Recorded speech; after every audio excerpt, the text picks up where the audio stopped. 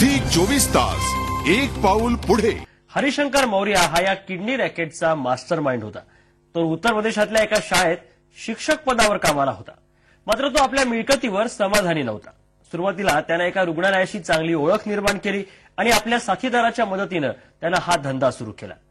मात्र बोगस कागदपत्रांच्या संशयामुळे तो आणि त्याचे साथीदार गजाआड झाले आणि या किडनी रॅकेटचा पर्दाफाश झाला।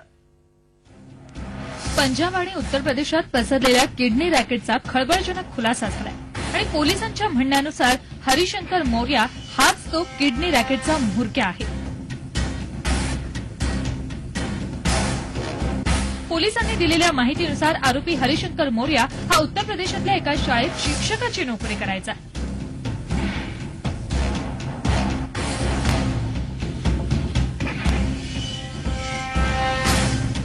मात्र त्याला मिळणाऱ्या मिळकतीवर तो खुश नव्हता।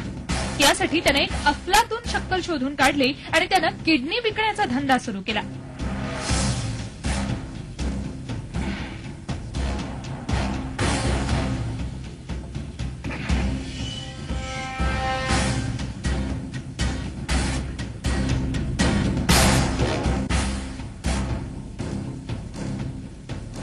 आपल्या या काळ्या धंद्यासाठी त्यानं मोहाली इथल्या एका रुग्णालयाशी आपले संबंध निर्माण केले।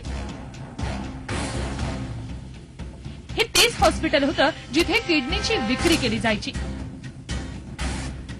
आणि त्यानंतर सुरू झाला किडनी रॅकेट चालवणाऱ्यांचा सावज घेण्याचा धंदा।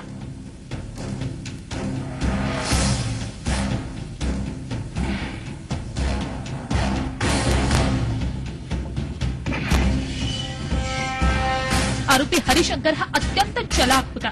या कामासाठी त्यानं दिलीप आणि विनोदची निवड केली होती। ते दोघं हरिशंकरसाठी सावज घेरायचे। दिलीप निगम और विनोद दुबे का ये काम था कि ये जो कंसर्न विक्टिम है, विक्टिम को संपर्क करते थे, उनको बलाते थे, फुसलाते थे और बला के फुसला करके उनको इनके हरिशंकर मौर्य के संपर्क में लाते थे। आरोपी दिलीप आणि विनोद हे दोघं हरिशंकर मौर्यासाठी दलालाचं काम करायचे। हे दोघं अत्यंत चलाखीनं आपले सावज घेरायचे।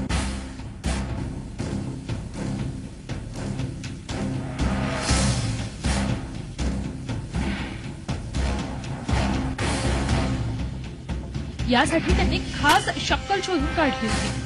दारूच्या अड्ड्यावरील लोकांना ते पैशांचं आमिष दाखवून आपल्या जाळ्यात ओढायचे।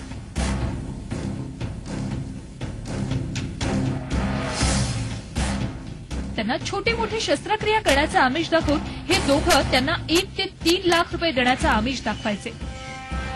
झी 24 तास एक पाऊल पुढे।